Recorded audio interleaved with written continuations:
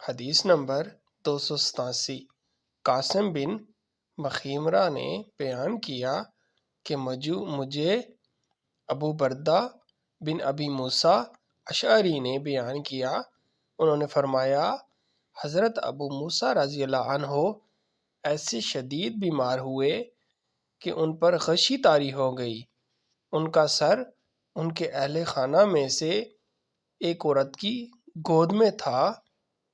اس موقع پر ان کے اہل میں سے ایک عورت چیخنے لگی۔ حضرت ابو موسیٰ رضی اللہ عنہ شدید کمزوری کی وجہ سے اسے کوئی جواب نہ دے سکے۔ جب افاقہ ہوا تو کہنے لگے، میں اس بات سے بری ہوں جس سے رسول اللہ صلی اللہ علیہ وسلم نے بریت کا اظہار فرمایا۔